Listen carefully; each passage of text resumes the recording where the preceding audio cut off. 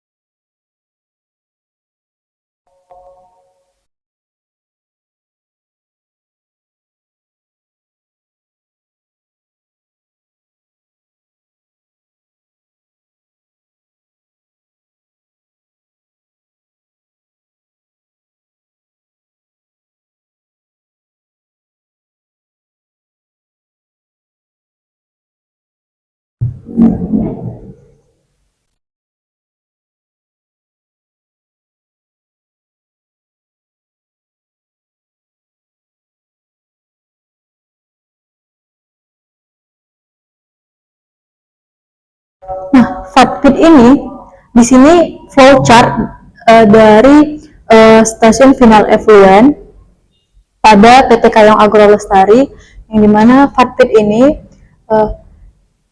tempat penampungan sementara pada proses pengolahan di pabrik yang nantinya akan dilakukan pengedrainan ke cooling pond.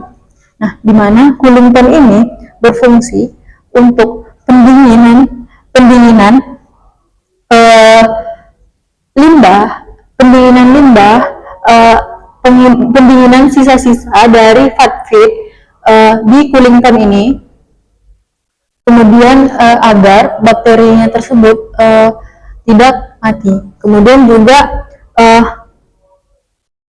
untuk di kolom anaerobik ini berfungsi, kemudian setelah dari cooling pond masuk ke kolom anaerobik, yang dimana kolom anaerobik ini berfungsi sebagai kolom perombakan anaerobik bakteri anaerobik yang tidak menggunakan cahaya ataupun oksigen. Kemudian setelah dari kolom anaerobik 1, maka di-drain ke kolom anaerobik 2, yang dimana cooling pond dan kolom anaerobik 1 dan 2 ini volumenya yaitu 80 kali 20 kali 4 meter kubik. Kemudian setelah dari kolom anaerobik 2 dia nanti akan masuk kolom aerobik 3, 4, dan di sini nanti ada jalur sirkulasi atau jalur bypass dari overflow dari kolom aerobik 3, 4, dan 5 dan 6. Nah, nanti kemudian akan ditransfer menuju ke LAN aplikasi, yang dimana LAN aplikasi ini berfungsi untuk yang dimana LAN aplikasi ini berfungsi untuk sebagai limbah tersebut sebagai pupuk yang akan dilakukan yang akan diaplikasikan ke LAN aplikasi sebagai bahan penyubur tanaman di kebun. Nah, untuk perhitungan dari untuk parameter keberhasilan dari kolom limbah tersebut,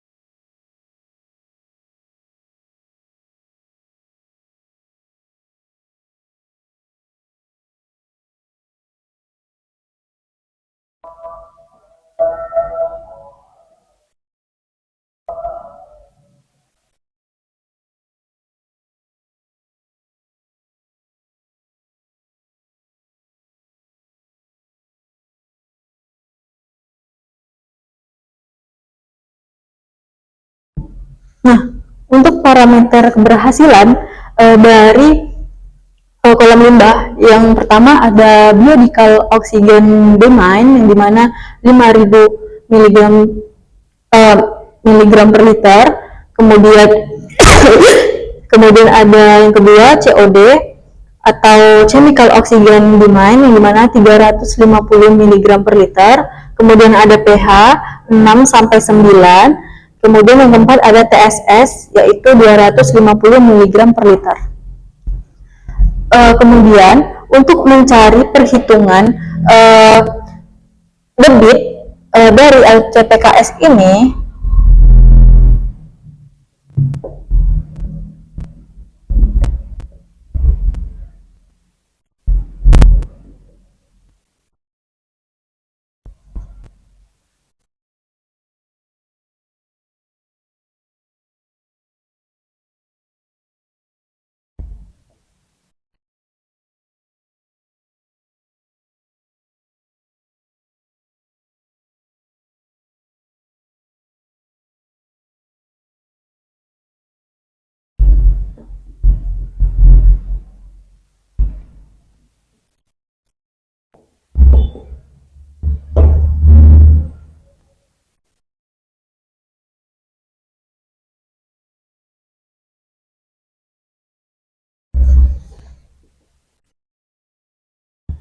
nah, untuk mencari debit pada LCPKS ini, TBS olah per hari dikali rasio LCPKS, yang dimana TBS olah per hari itu yaitu 1170 ton dikali 65%, yang dimana 65% ini rasio LCPKS, kemudian mendapatkan hasil 760 ton per hari. Jadi volume debit pada LCPKS per hari yaitu 760 ton per hari menggunakan TBS olah per hari. Kemudian untuk troubleshooting,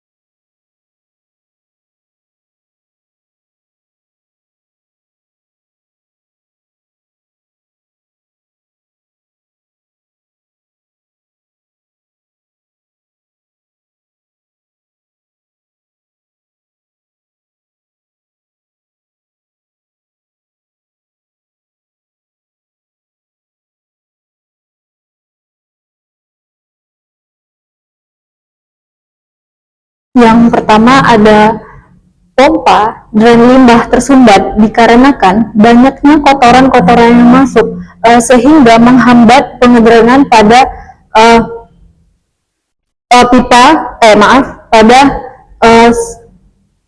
pada pompa LCPKS tersebut. Maka dari itu solusinya operator harus membersihkan. Apabila pompa tersebut banyaknya kotoran yang masuk, maka operator wajib membersihkan pada pompa tersebut agar tidak menghambatnya proses pengolahan limbah yang nantinya berjalan langsung. Kemudian juga kolam limbah ini sering dangkal dikarenakan banyaknya lumpur yang naik ke permukaan sehingga mengakibatkan volume dari kolam limbah ini sedikit ataupun kecil. Karena dari itu operator ataupun karyawan wajib mengaret pada kolam tersebut agar tidak menghambat pada proses pengolahan limbah.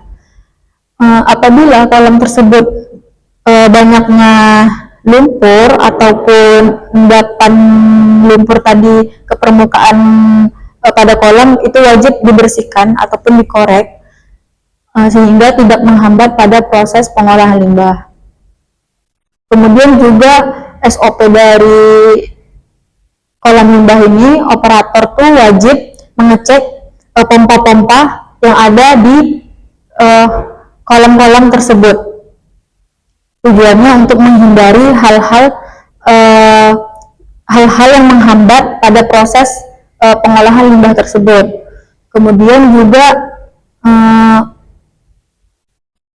operator wajib memakai APD untuk menghindari hal-hal yang tidak diinginkan seperti helm safety, gunanya untuk helm safety ini gunanya untuk menghindari hal yang tidak diinginkan atau benturan-benturan pada area kolam limbah. Kemudian juga operator wajib memakai sarung tangan apabila nantinya pompa tersebut ada kerusakan. Operator wajib menggunakan sarung tangan untuk menghindari hal-hal yang tidak diinginkan juga.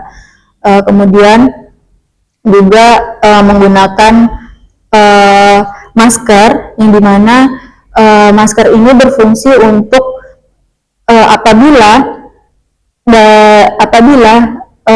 hirupan dari limbah tersebut untuk menghindari menghindari penghirupan yang masuk ke dalam organ, tidak terjadinya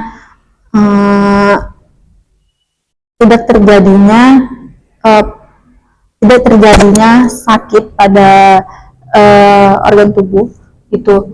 5 item ini, sepatu safety, kemudian helm safety, air pack, kemudian juga masker itu wajib digunakan pada proses stasiun di limbah, pengolahan limbah atau instalasi pengolahan air limbah gitu. Mungkin itu saja yang bisa saya jelaskan. Apabila ada yang kurang, saya mohon maaf. Apabila ada yang kurang pada saat saya jelaskan, mohon maaf. Assalamualaikum warahmatullahi wabarakatuh.